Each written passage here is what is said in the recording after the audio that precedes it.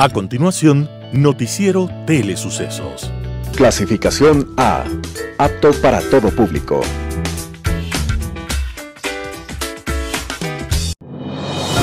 Inicie el día bien informado. El mejor noticiero de la mañana informando para usted. Noticiero Telesucesos.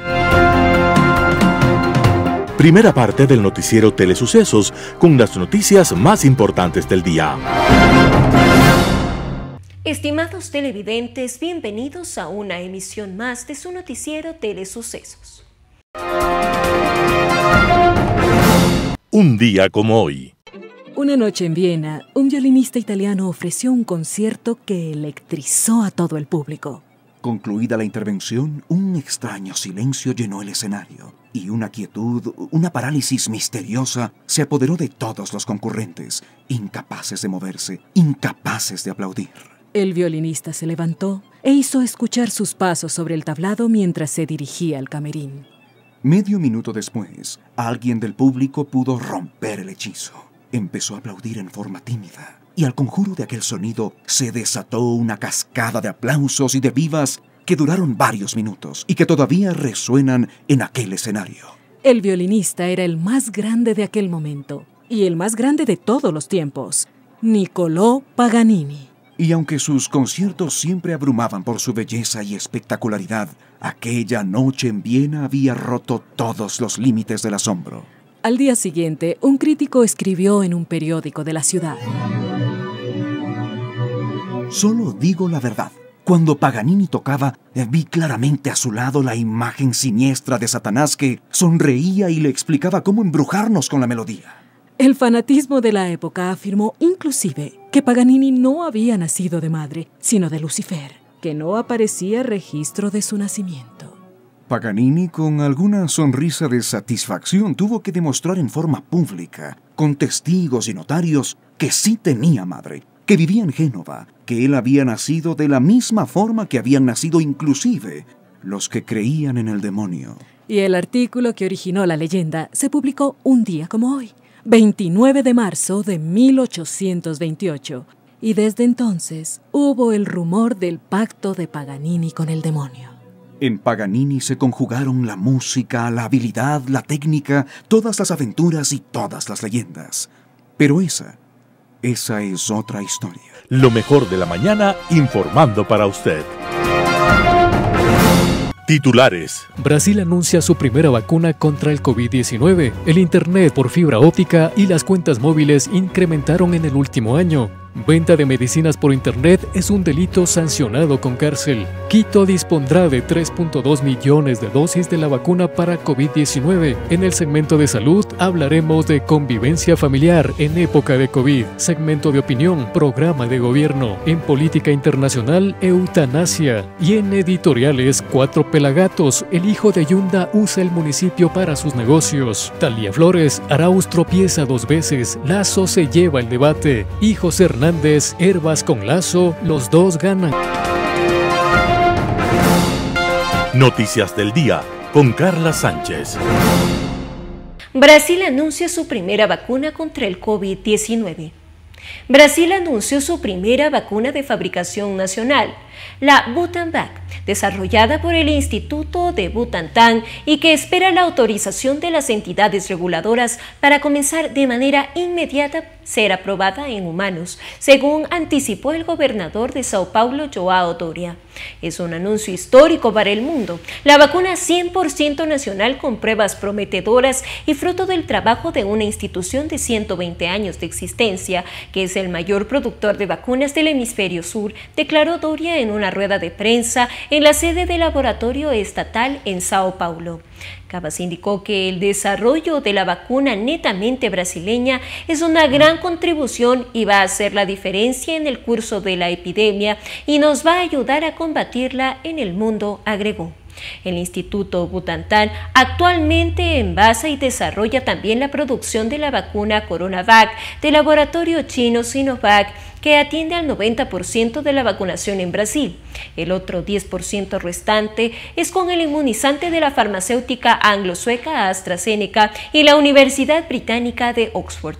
La misma institución realiza estudios clínicos en Brasil autorizados por el ente regulador de cara a experimentar un suero elaborado a partir de un virus inactivo por radiación y aplicado en cabellos que produce anticuerpos y cuya sangre fue extraída y purificada con una técnica utilizada también durante décadas. La Internet por fibra óptica y las cuentas móviles incrementaron en el último año. Las cuentas de Internet fijo en el país eran 472.429 y las de Internet móvil llegaron a 331.662 en el año 2010, según datos del Ministerio de Telecomunicaciones. Cada año se incrementa el número de cuentas hasta llegar a ser 2.902.961, con las fijas y de 9 millones de móviles en el 2019. Para diciembre de 2020, las cuentas fijas de Internet eran 2.371.297 y las móviles alcanzaron a 9.550.499. Esto implica que por cada 100 habitantes, 68,08% tienen al menos un tipo de conexión a la red a partir de diciembre de 2020, reduciendo la brecha de Internet.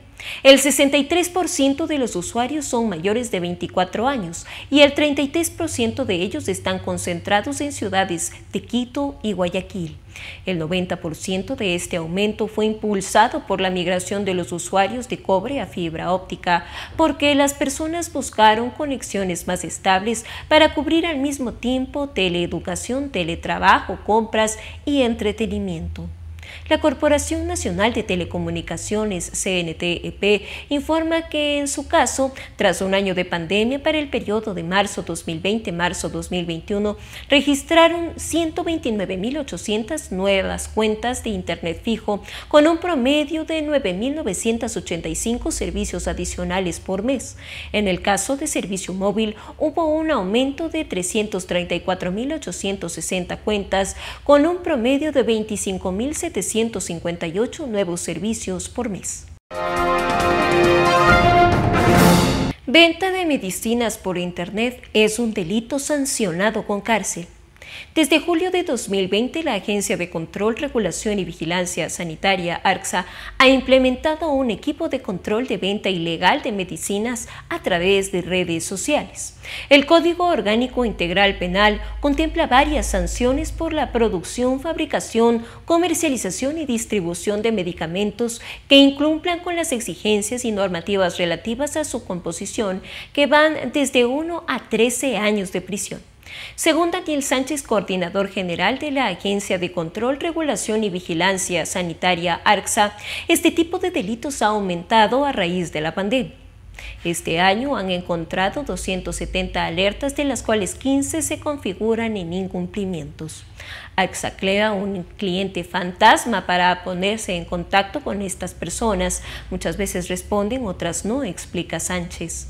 Sin embargo, el mayor problema que encuentran es cuando no hay un establecimiento de almacenamiento, cuando estos productos son entregados de manera domiciliaria.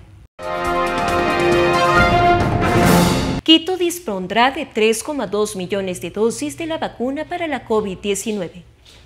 El municipio de Quito confirmó que tras una reunión entre el ministro de Salud, Mauro Falconi, y el alcalde Jorge Yunda, se dispondrá de alrededor de 3,2 millones de dosis de la vacuna para la ciudad. Yunda previó a su reunión y señaló que el objetivo es ejecutar lo más rápido posible el plan masivo de vacunación para que ésta sea inmediata y efectiva en beneficio de la ciudadanía. Por su parte, Francisco Pérez, director metropolitano de Políticas y Planeamiento de Salud de la Secretaría de Salud de Quito, informó que el municipio tiene establecidos los grupos prioritarios para iniciar con dicho plan. Segunda parte del noticiero Telesucesos, opinión de importantes personajes de la actualidad nacional en política, economía, salud y educación.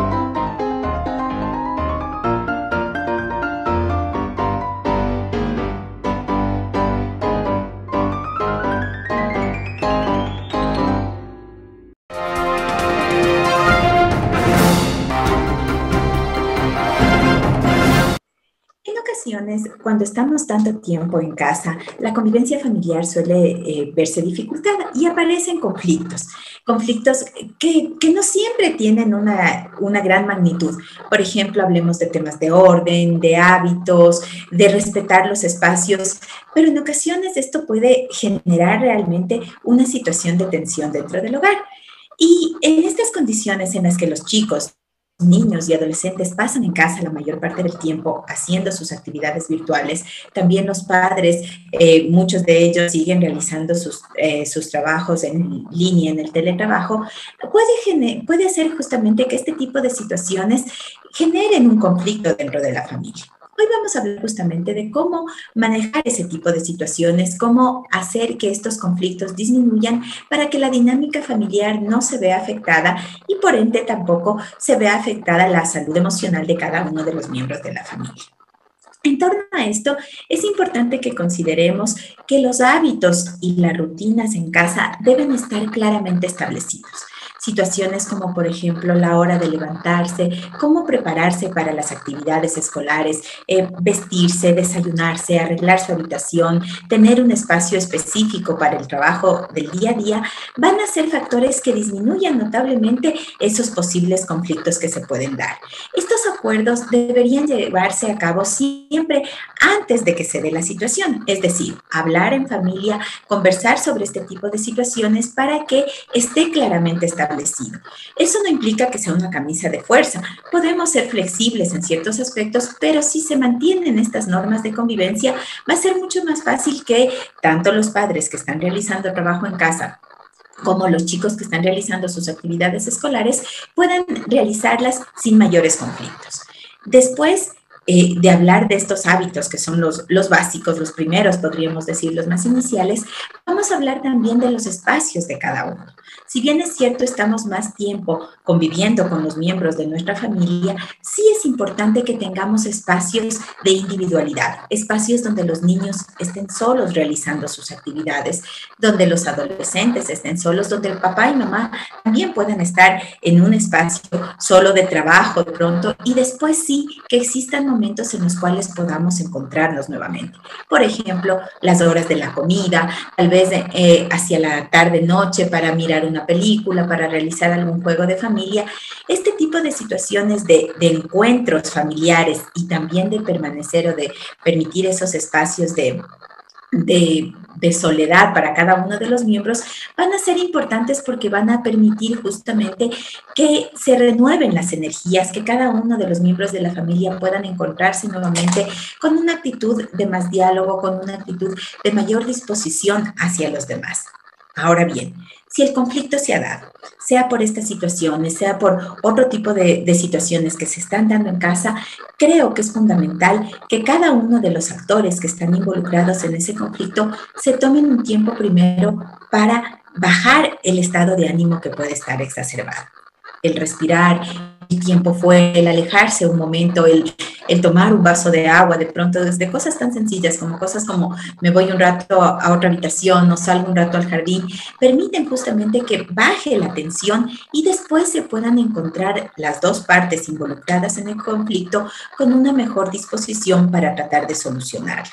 Pensemos que cuando existe un conflicto, no es cuestión de solucionar imponiendo lo que yo como adulto crea frente a mis hijos y el conflicto que se pudo haber presentado, sino más bien el tratar de equilibrar la situación, de pensar en una negociación. Un conflicto va a solucionarse a través de una negociación y en una negociación se sale tranquilos cuando ambas partes involucradas en el conflicto se sienten que han ganado. Entonces, aceptar justamente ese tipo de situaciones va a permitir que disminuya el contenido emocional o la carga emocional que puede existir en el conflicto, que se lleve un diálogo real frente a estas situaciones y de esta manera se pueda mantener una convivencia más armónica dentro de la familia.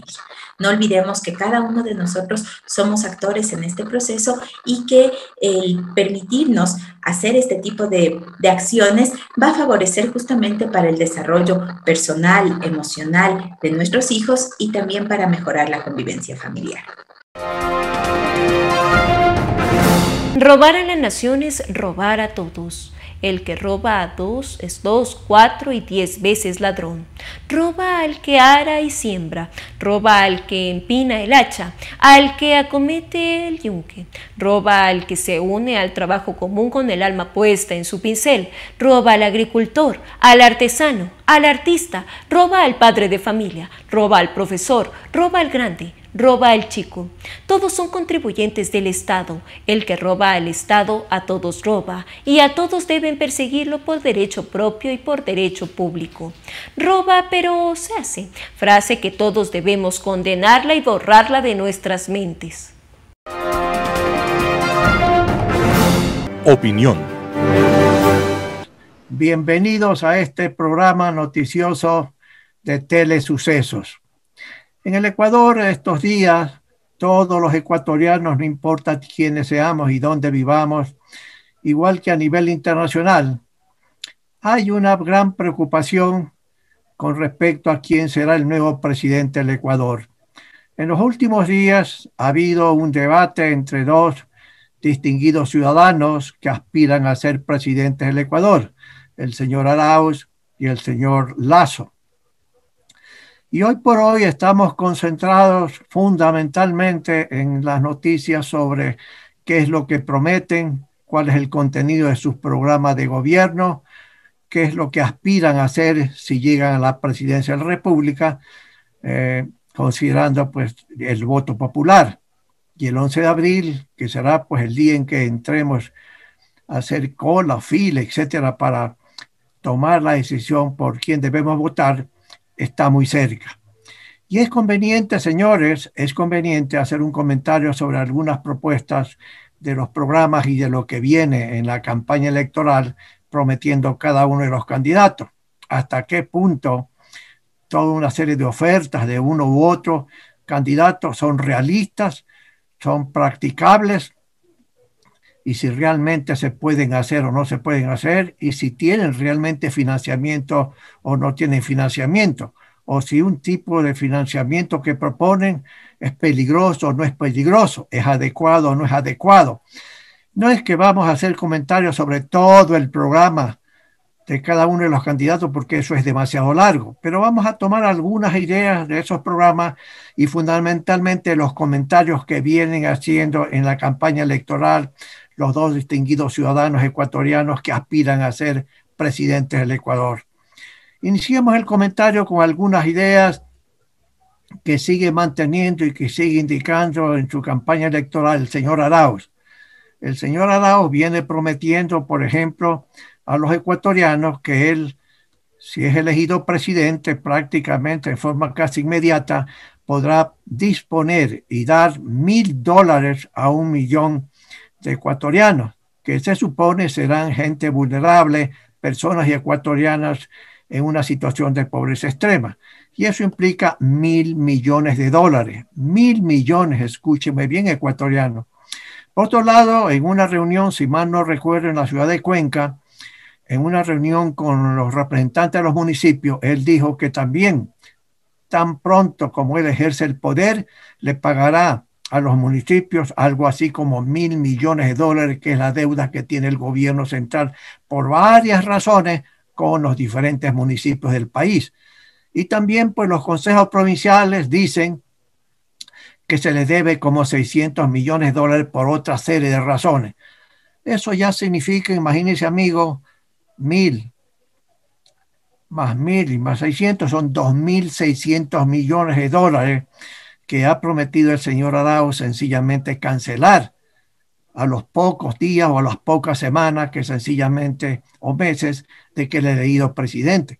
Pero aparte de eso, ha indicado en forma pública que concederá $3.000 millones a las cooperativas de ahorro y crédito para que expandan el crédito a los microempresarios, a las pequeñas empresas, a los efectos de sencillamente activar la economía de esos negocios, ¿sí? Eso implicaría como $5.600 millones. La pregunta es, ¿de dónde va a sacar el dinero para financiar todo esto? Entonces la respuesta ha sido, bueno, el Banco Central del Ecuador tiene como 8.000 millones de dólares en forma líquida y la totalidad o la mayor parte pues la tiene invertido afuera. Y buena parte está invertida en papeles que emite el Banco Central de los bancos centrales del mundo. Ya dicho, ese dinero está ocioso, por lo tanto, pues voy a utilizar ese dinero para el financiamiento de estas promesas.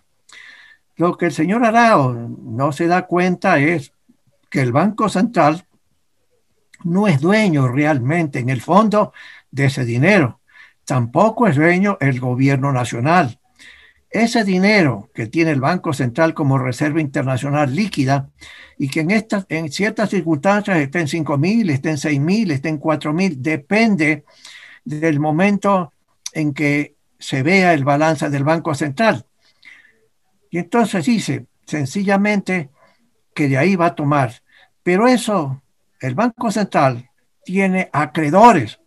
Esa cantidad de dinero que se llama Reserva Internacional Líquida o Reservas Internacionales del Banco Central, que están invertidas en forma líquida, sencillamente tienen dueños, que no es el gobierno ni es el Banco Central. ¿Quiénes son los dueños, amigos? Son los bancos privados que tienen una cantidad importante depositado en el Banco Central. ¿Y por qué lo tienen? Para cumplir con disposiciones legales, porque depositan un porcentaje de sus depósitos total en el Banco Central porque es obligación. Eso se llama el encaje legal. Y eso también cambia dependiendo del volumen de los depósitos, pero póngase que más o menos estén como en 5.000 millones de dólares aproximadamente, ¿sí?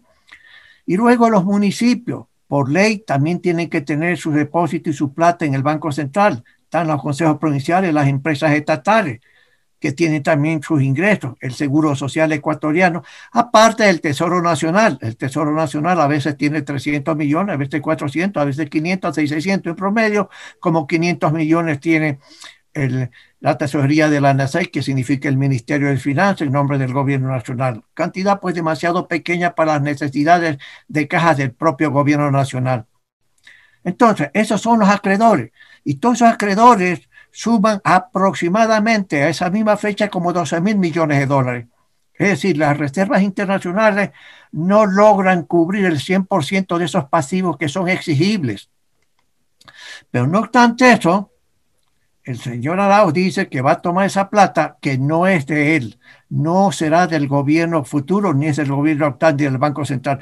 Tiene los acreedores que he mencionado, mis queridos amigos, y fundamentalmente cuando uno habla de los bancos privados que tienen como 5.000 millones de dólares aproximadamente son las reservas bancarias, atrás de los bancos estamos todos nosotros, estamos los clientes, los depositantes de la banca, sea porque tenemos una cuenta corriente, una cuenta de ahorro o una cuenta de inversión en el banco A, en el banco B, en el banco C o en las cooperativas de ahorro y crédito.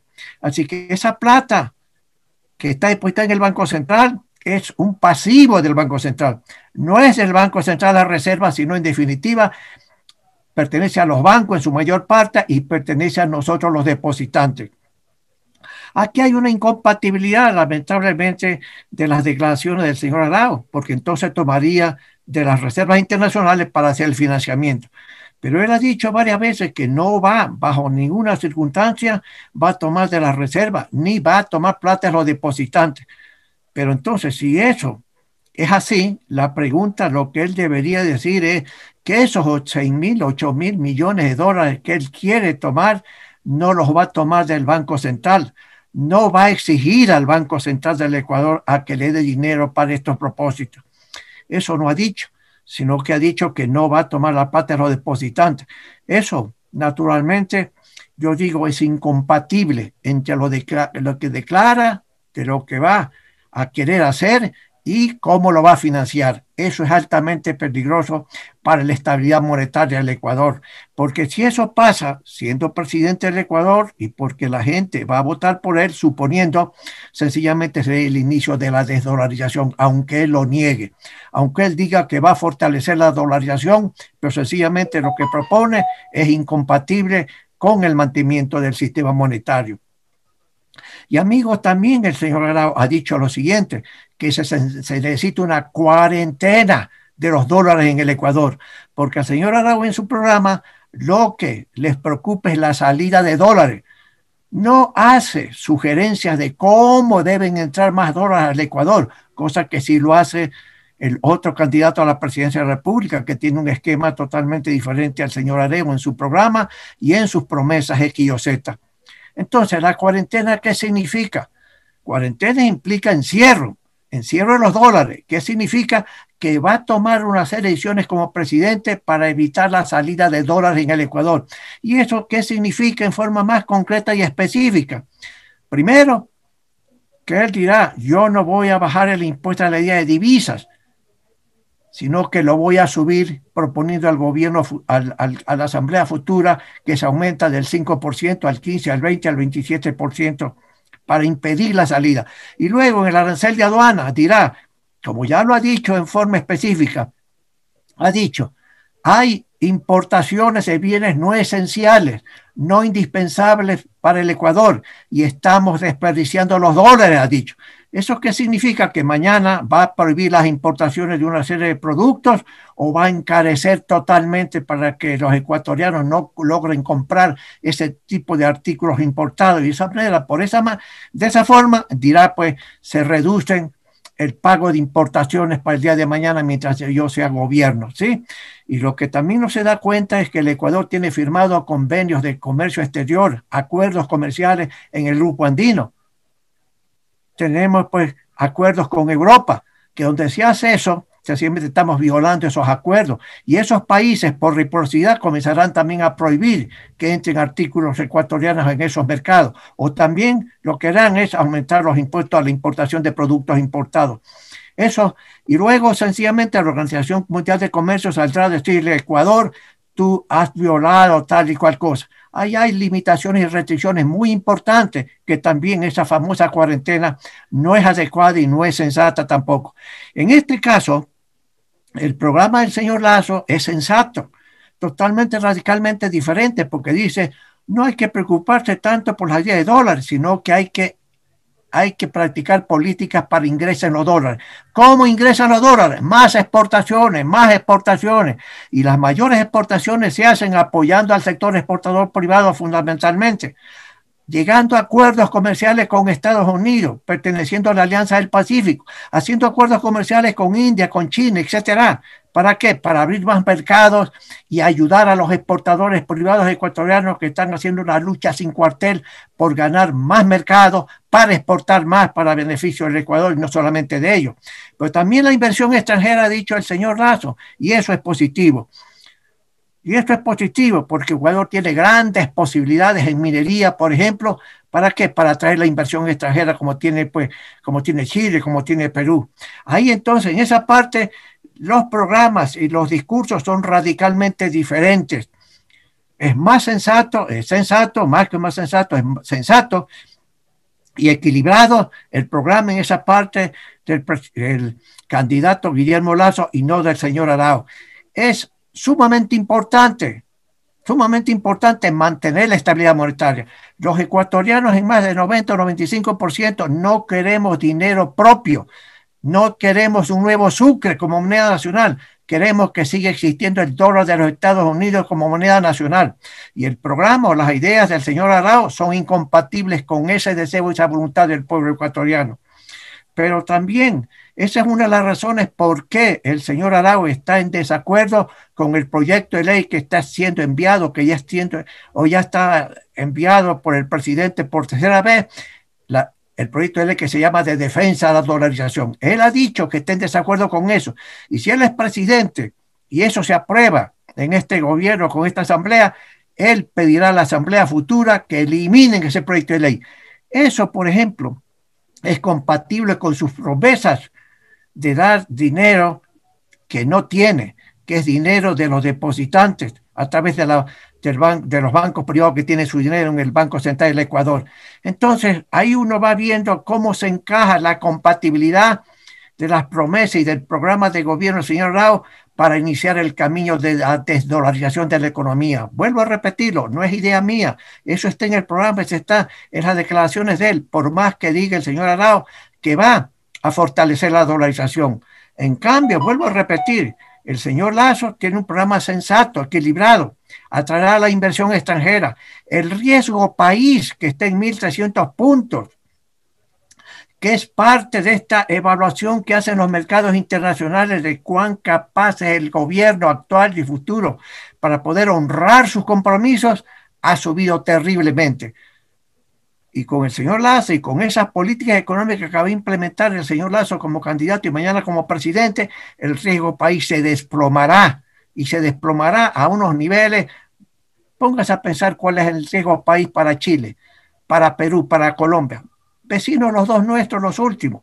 300 puntos frente a 1.300 del Ecuador o 200 puntos. ¿Y por qué es importante esto? No solamente por la evaluación que hacen los mercados internacionales de capital en el mundo, sino que eso permitirá el día de mañana un gobierno, al bajar el riesgo del país, podrá significar que mañana se consiguen préstamos, no a 15, ni 16, ni 17, ni 18% de interés, sino a tasa de interés muchísimo más baja.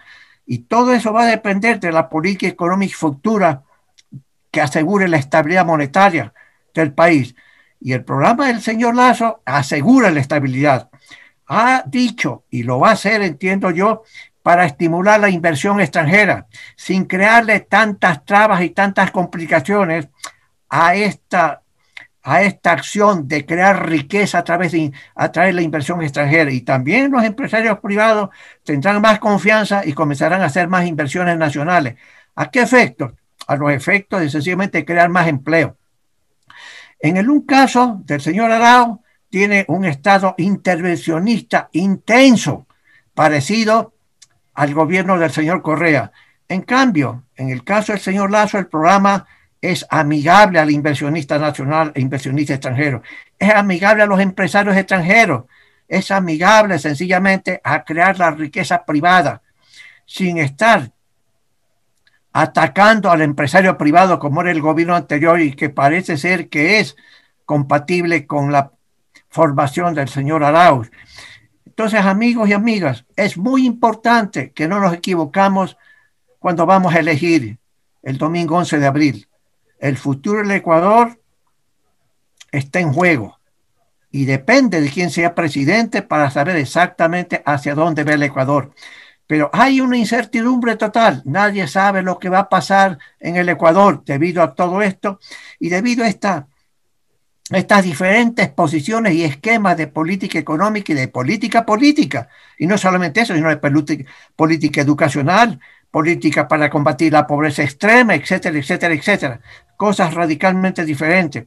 Hay un esquema que es compatible con los intereses privados. Un esquema del señor Lazo que es amigable a la creación de riqueza en forma legítima, por supuesto. No se trata de crear riqueza en forma ilegítima y que el Estado se haga de la vista gorda para no hacer nada, etcétera, y dar la bienvenida al narcotráfico o al robo de fondos públicos, etcétera. Nada de eso, sino sencillamente apoyar la creación de riqueza privada a través de la inversión privada, del esfuerzo de los empresarios privados nacionales e internacionales.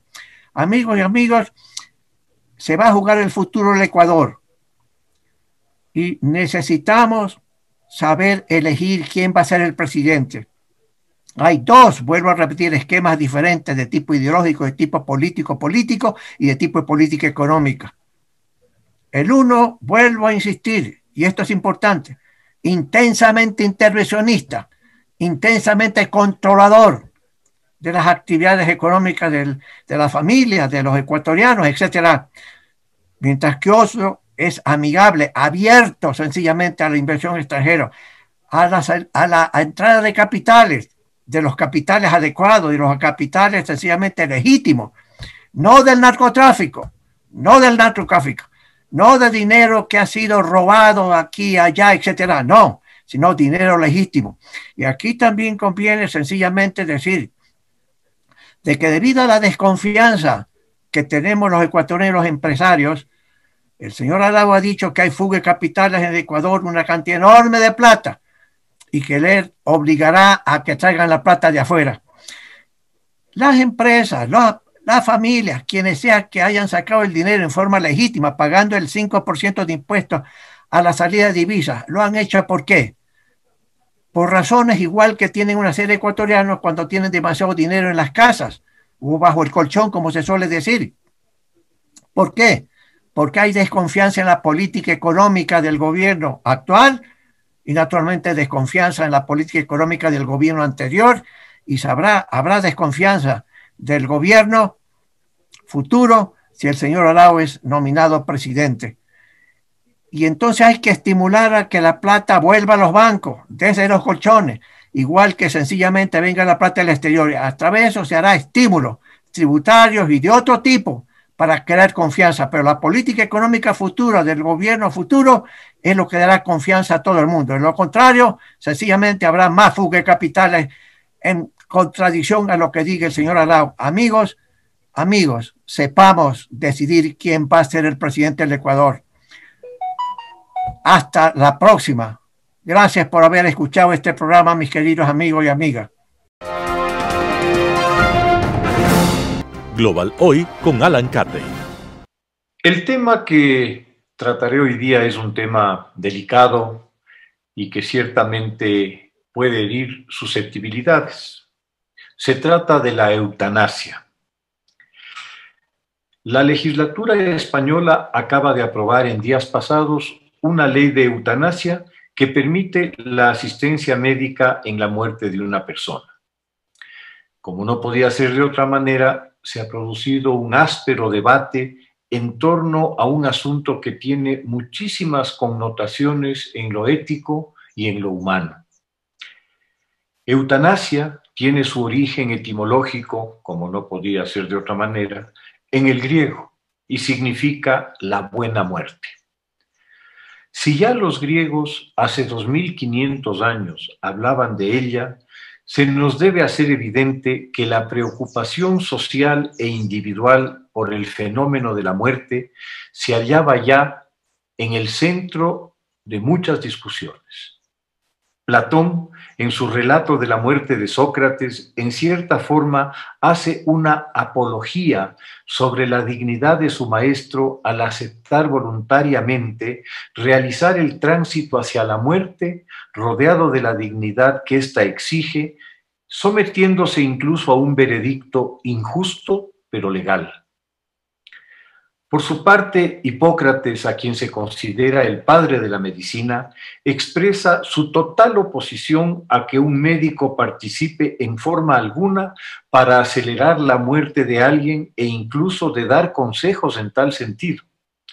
La misma restricción la aplica al aborto, tanto proscribiendo al médico de la posibilidad de proporcionar sustancias abortivas como de aconsejar su uso. Esta concepción de Hipócrates se plasma en el denominado juramento hipocrático que los médicos están obligados a prestar cuando son habilitados para ejercer su profesión. Epicuro, por su lado, sostenía que el objetivo esencial en la vida era la búsqueda del placer y que éste implica la ausencia de dolor. Concluía en que el máximo placer es la muerte, pues solo en la muerte no hay dolor. Los filósofos estoicos son posiblemente quienes más claramente abordan esta tan delicada discusión. Séneca nos dice, y es al hombre a quien corresponde decidir libremente sobre el sentido y su capacidad de soportar su existencia en el cuerpo. Y no se debe ni querer demasiado a la vida, ni odiarla demasiado, sino buscar un término medio y ponerle fin cuando la razón lo aconseje. Marco Aurelio, el emperador filósofo, nos dice en su libro tercero, una de las funciones más nobles de la razón consiste en saber si es o no tiempo de irse de este mundo. Se ha dicho que el suicidio es un grave pecado desde la perspectiva religiosa del cristianismo. Sin embargo, durante los primeros siglos de el suicidio por la fe era considerado un acto heroico que conducía a través del martirio al paraíso. Similares criterios se los puede encontrar en tiempos modernos, por ejemplo, entre los guerreros kamikaze japoneses durante la Segunda Guerra Mundial, o el de los fanáticos musulmanes que se inmolan a nombre de un sanguinario Alá para acceder rápidamente a su paraíso. Durante la vigencia del nacionalsocialismo en Alemania, el término adquirió una connotación siniestra al vinculárselo con la política eugenésica del régimen, inspirada en teorías pseudocientíficas biológicas que estuvieron en boga a principios del siglo XX. Se abrió la puerta del horror cuando a través de una legislación perversa se lanzó un programa masivo para eliminar a quienes el Estado consideraba como subnormales o enfermos mentales incurables. El paso siguiente fue hacer extensiva tal definición a aquellos que el Estado consideraba subhumanos, con lo cual la llamada solución final quedó abierta para la destrucción y el exterminio del pueblo judío. España no es el primer país que adopta una legislación que faculta la eutanasia, ciertamente bajo ciertas condiciones reguladas por la ley. En Europa, la eutanasia es legal en los Países Bajos, en Bélgica y Luxemburgo, y en América lo es en Canadá y en Colombia, al igual que Nueva Zelanda en Oceanía. Por todas las connotaciones éticas y morales que rodean a este tema, es absolutamente indispensable que las regulaciones y la legislación que se pretenda aplicar sobre este tema establezcan de manera absoluta que la decisión sobre la vida o la muerte de una persona sea exclusivamente de ella, no de terceros interesados o no, y mucho menos de autoridad estatal alguna. Por lo general, la intervención del Estado en temas personales conduce inevitablemente a abusos y arbitrariedades que son ciertamente indeseables, cuando no son criminales. Fácil resulta imaginarse el uso perverso de una legislación de esta naturaleza en regímenes autoritarios interesados en la eliminación de sus opositores. Recordemos nomás la reciente muerte asistida que se le pretendió aplicar a Alexei Navalny por medio de un veneno neurotóxico desarrollado en la antigua Unión Soviética y utilizado extensamente por sus servicios secretos para deshacerse de sus opositores sin dejar rastros. El riesgo de que una legislación bien intencionada y que pretende asegurar la posibilidad de un tránsito voluntario a las personas que así lo decidan, sea convertido en un mecanismo para el asesinato, ciertamente está presente. El mayor cuidado será necesario en la redacción de la legislación para no dejar ningún resquicio ni ventana abiertos que permitan un uso perverso de la misma. Nada puede ser más privado que la muerte y en tal medida la intervención de cualquier autoridad debe ser la mínima, dejando en manos, insisto, exclusivamente de la persona la decisión más importante que esa persona puede tomar. Pero su derecho a decidir si y cuándo morir lo considero uno inalienable, más allá de cualquier consideración ajena de la índole que ésta sea. Editorial con Carla Sánchez. El hijo de Yunda usa el municipio para sus negocios. Cuando la Fiscalía analizó los 7 teléfonos que incautaron en el allanamiento a la casa del alcalde Jorge Yunda, dentro de las investigaciones por el caso de pruebas para el COVID compradas por el municipio, se encontró con algo que desconcertó a los investigadores. El teléfono de Sebastián Yunda, hijo del alcalde, contenía una gran cantidad de chats y comunicaciones que ponen en evidencia que él utiliza la oficina de su papá para hacer negocios. De lo que se supo en 4P, por ahora la Fiscalía ha procesado alrededor de 2.500 chats de los de cerca de 7.000 que hay. En total, hay 333 megabytes de información en el poder de los investigadores.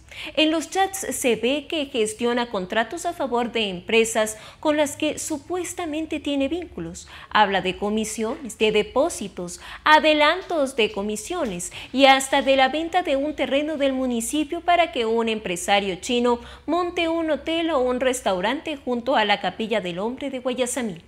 Sebastián Yunda es una máquina de hacer negocios. Según el contenido de esas conversaciones, coordina con la secretaría de su papá y con la funcionaria que maneja la agenda del alcalde para gestionar contratos artísticos para su grupo musical, locales para montar sus conciertos o incluso un lugar para festejar su cumpleaños como el Hotel Marriott. Los funcionarios del municipio, según esos chats, están a su servicio y lo hacen porque es evidente que todo se hace con el beneplácito de su padre. Gestiona para sus amigos pruebas para el COVID, se preocupa de los problemas judiciales de su papá a propósito del caso de las pruebas compradas en Corea del Sur. A una familiar incluso le comunica que las pruebas son falsas. Sebastián Yunda es parte del grupo musical 4AM y en febrero colocó un video en YouTube a propósito de la canción Pasándola Bien. El video fue hecho en las instalaciones del aeropuerto de Tapabela, de la propiedad del municipio. Ahí actúa de mafioso que amenaza con matar a una chica y también aparece tocando el bajo. Los chats y mensajes de voz contenidos en el teléfono fueron expuestos por la Fiscalía a los abogados de Yunda y son parte del expediente fiscal que es público. 4P no menciona los nombres de quienes aparecen en los chats por no estar dentro de ningún proceso fiscal o judicial. Tráfico de influencias para usar las pruebas de Sebastián Yunda. Mantenía una frecuente comunicación con una funcionaria de rango intermedio de salud del municipio y ahí gestiona que se les haga las pruebas a unos amigos. Tengo unas personas allegadas que quieren hacerse la prueba. Quería saber si puedo enviártelas o cómo es el procedimiento para realizarse, porfa. Encantada, responde la funcionaria. Entonces le envía los nombres y en muchos casos los contactos de esas personas que en su mayoría son funcionarios de la Secretaría de Cultura del municipio, según dice. Estos favores se repiten. Mañana puedo hacerme la prueba con 2 personas, por favor. En todo diálogo trata de amiguita a la funcionaria, cosa que como se ve se repite con otras funcionarias. Amiguita, quería hacerme una prueba esta semana porque tengo un viaje al exterior. Donde me digas, amiguita, yo voy. La gestión para conseguir contratos. Sebastián Yunda coordina con la secretaría de su papá el agendamiento de citas para cerrar negocios o para presentar proyectos. Por ejemplo, le dice que está interesado en ayudar a una empresa china a vender cámaras de seguridad y buses eléctricos y pide una reunión para esos empresarios con su papá. La reunión será el lunes a las 4 p.m., contesta la secretaria. Lo mismo ocurre con una empresa que vende una aplicación para los taxis. Se trata de un sistema que se usa en Chile y dice y le aclara que mi papá ya pudo ver un poco y me dijo que le haga una reunión. También pide que le consiga una cita con algún representante de una empresa que se encarga de los estacionamientos en Quito. O le pregunta a la secretaria que sabe de dónde es funcionaria porque quiere vender al municipio unas bicicletas de una empresa de unos amigos. Van a hacer un proyecto de bicicletas públicas para el MDQ. ¿Me avisas para hacerlo? Le insiste. También gestiona una reunión con el representante de una empresa que vende helicópteros para presentar un helicóptero médico. Oki, le recibe a las 4 de la tarde en la oficina del comandante, responde la secretaria. Un terreno del municipio en los chats. Se ve que Sebastián Yunda tiene una gran comunicación con alguien que representa a varias empresas chinas en el Ecuador y con el que gestiona algunos negocios. A esa persona le llama incluso papá. ¿Te interesa un negocio? La pregunta Sebastián Yunda en una de sus chats y le dice que sería para montar un restaurante, pero con un concepto diferente, con la marca Guayasamín, que es simbólica en Ecuador. Antes le había dicho, tengo un terreno para hacer hotel y todo, es del municipio. Jugosas ventas por cámaras. Uno de los negocios en los que estuvo interesado el hijo del alcalde es el de las cámaras de seguridad para el municipio. Ese tema lo trata con algún representante de las empresas chinas o con otra empresa china en particular, cuyo nexo es ecuatoriano. Al primero, el hijo de Yunda le pide cámaras para la Agencia Metropolitana de Tránsito, incluso le dice a una familiar que quiere hablar con él. En un momento le dice, estoy enviando factura a China y después nos hace transferencia en una semana más o menos. Aparentemente el tema de las cámaras le funcionó. Tú sabes que yo te quiero como mi hermano de armas, yo me mejoro de esta situación y siempre estoy contigo para cualquier negocio o inversiones. Gracias, mijo, ya pagaron la comisión, le comunica. Con la empresa china las cosas parece que funcionan para Sebastián Yunda. Necesitamos cámaras en el patronato, dice el empresario, y este le contesta, ahí hay billete para las 1.200 bodycams, más o menos, 2 millones. Luego el funcionario cuenta que subastaron y ganaron el contrato en M-Seguridad. Sebastián Yunda le dice, bueno, ñaño, ¿y mi plata la tienes en el banco? El otro le dice, no lo tengo yo, lo tiene la empresa. Lo malo es que se puede cerrar por parte contable. Entonces Yunda aparece diciéndole un anticipo. Necesito pagar unas cosas. El empresario le responde, el jueves te doy 10.000 en efectivo. Me avisas dónde tengo que irte a dejar. Comisiones de Genco. Existen unos chats que sugieren que Sebastián Yunda recibía comisiones por sus gestiones. Mañana hay reunión con un Genco para un dinero. De ahí te doy, no te preocupes. Le dice a un funcionario que es muy cercano con el alcalde y que incluso le trata como si fuera un familiar. Él le advierte que es mejor que no vaya a esa reunión porque le pueden involucrar a tu papi. Sin embargo, Sebastián Yunda responde, recuerda que ya dieron un dinero y agrega, agradezcamos, me dieron 5K la vez anterior, pero quedaron en darme 30K. La secretaría le consigue los conciertos a Sebastián Yunda. Es músico y empresario musical. En los chats que aparecen en el teléfono se ve que pide insistentemente a la secretaría del municipio contratos y gestiones para sus presentaciones musicales con las alcaldías y prefecturas del país. Hay algunos municipios que solo hay que llamar y nos contratan.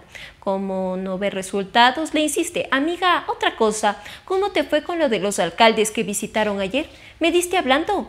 Luego insiste en que le contraten para las fiestas cantonales y parroquiales. Machache también, porfa, que usen la imagen de la linda Guamán. Sebastián Yunda es consciente de que las pruebas para el COVID que su papá compró para el municipio tienen problemas de credibilidad por los exámenes que le hicieron en la UDLA y porque un amigo suyo que está en China le dijo que no están aprobadas por la Organización Mundial de la Salud, OMS. Como la secretaría de su papá le pone al tanto de las noticias sobre ese tema, Sebastián le dice, usemos la imagen de linda Guamán, ella tiene credibilidad. Que se haga una de linda con el alcalde y hagamos pastillas o videos, aprovechándose que salga con los videos con el alcalde. Arauz tropieza 2 veces, Lasso se lleva el debate. Un ajedrez hay, una jugada maniobra conocida como desviación, en la que una pieza es obligada a abandonar su lugar en el que ejercía una posición clave. Dicen los expertos que es cuando se alista el jaque mate. Andrés Arauz, el candidato de Unión por la Esperanza UNES y ganador de la primera vuelta, fue la pieza del tablero electoral que terminó siendo movida por su contenedor Guillermo Lasso el domingo en el debate electoral de los finalistas a la presidencia de la República. Ocurrió luego de que en los minutos iniciales parecía que el candidato correísta dominaba la esencia de un encuentro que había generado la atención del país y al que Arauz llegó luciendo impecable, traje y corbata, mientras su oponente se había arriesgado con saco y camisa que finalmente compensarían su relato. Durante varios minutos Arauz tuvo el control, haciendo alarde al historianismo que exhibió de billete de 20 para asegurar que fortalecerá la dolarización, y enseguida preguntó a su contendor sobre la banca.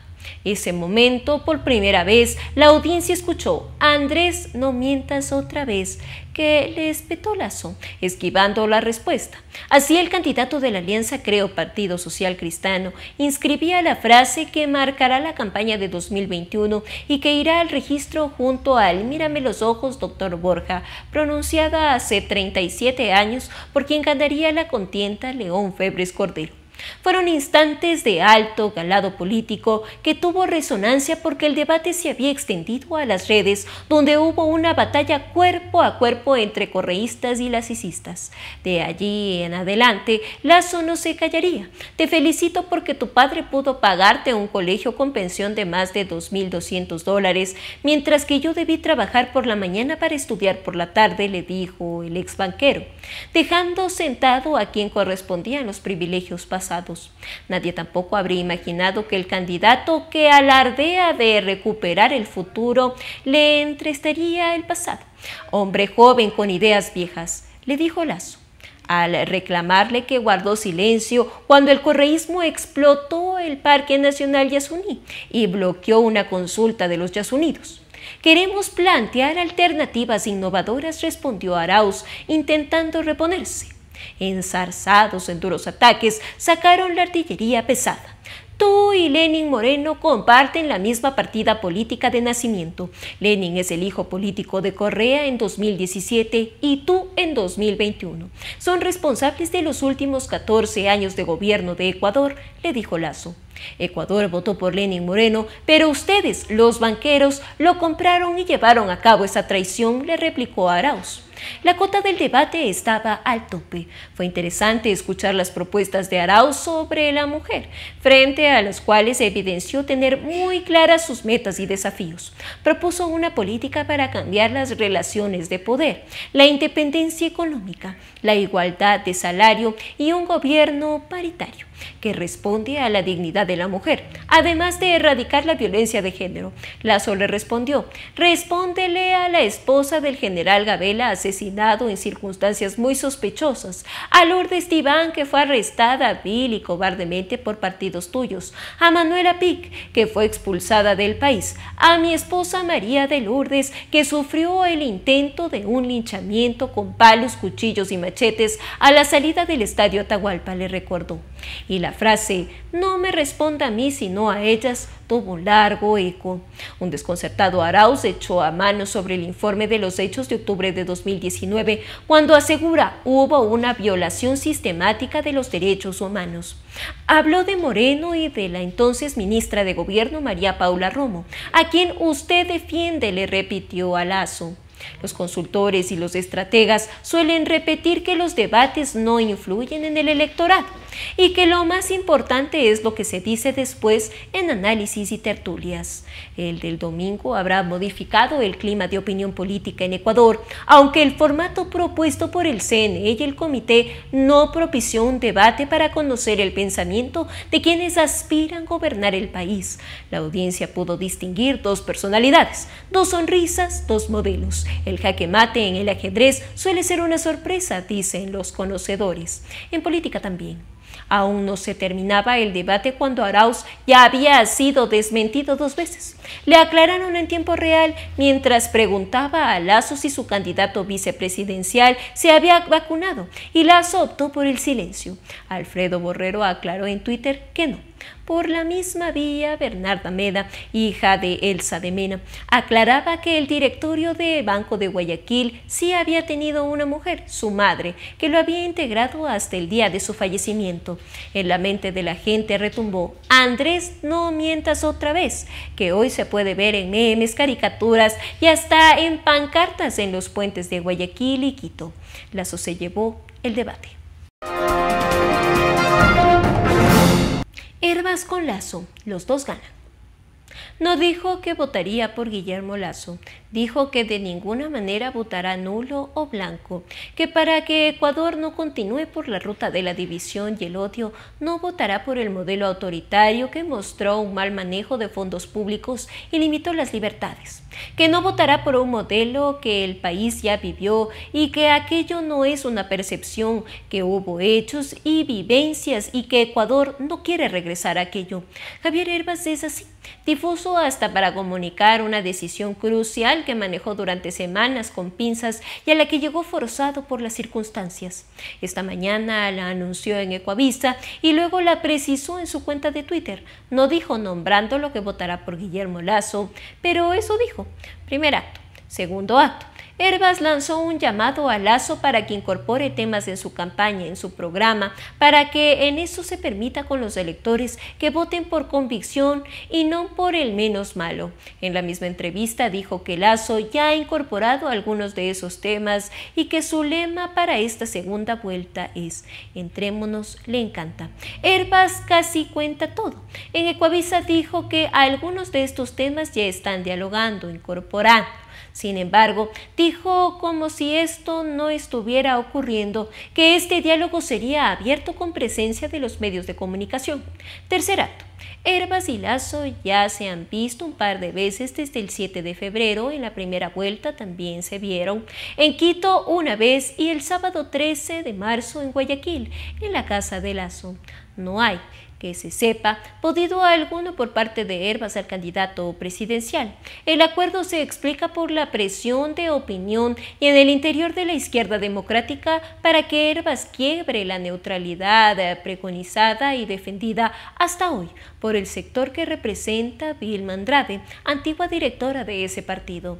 Tilton Basipulgo dijo a 4P que su decisión de votar por Guillermo Lasso era compartida por otros cuadros de ese partido y citó a Andrés Vallejo, Guillermo Landázuri y Osvaldo Molestina.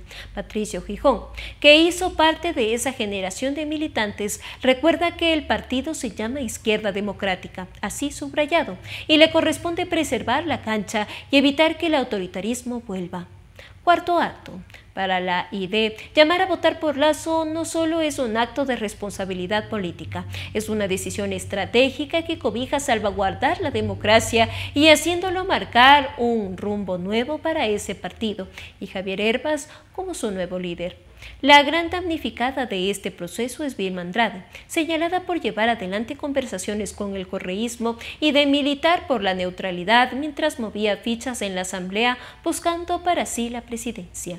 Esas conversaciones han sido bloqueadas. La idea apuesta a renovar la socialdemocracia de la mano de Herbas, ya que se afilió y que pronto estará en algún cargo en la dirección del partido que le permita afianzarse como líder. Herbas ya tiene autonomía de vuelo. Quinto acto. Lasso gana con la decisión de Herbas. Le permite romper en parte la estrategia correísta que apostaba a ganar la adhesión del electorado de Herbas o Yacu Pérez o su neutralidad. Lasso puede aspirar a sumar electores del centro que por tradición y convicción nunca debió coquetear, peor o socapar el autoritarismo de Correa. La definición de Herbas y de su pedido de integrar agendas ante los medios de comunicación busca obviamente mostrarlo como gran elector, pero paralelamente esto genera un hecho político mediático que subraya la sociedad relativa del correísmo, incapaz de producir un evento similar. Así se refuerza en el campo de Lasso la estrategia que lo anima desde 2013, que es necesario romper con el correísmo y que es posible hacerlo con un programa democrático e incluyente que añada nuevas causas y derechos a la urgente lucha contra la pobreza y por la reactivación económica. Herbas tardó en dar el paso, pero finalmente lo hizo. No ha dicho si en vez de razonar el voto, que era lo que se pretendía hacer, hará campaña para que el país mantenga la democracia en 2021 y él pueda estar en la papeleta el 2025. Y así finalizamos una emisión más de su noticiero Telesucesos. Manténgase en la sintonía de nuestra programación y no olvide seguirnos por nuestras redes sociales. Nos encuentran en Facebook como Telesucesos, en Instagram como @telesucesos_, en Twitter como @telesucesos29, en YouTube como Telesucesos HD y también por nuestra página web www.telesucesos.net. Hasta la próxima. Lo mejor de la mañana informando para usted. Noticiero Telesucesos.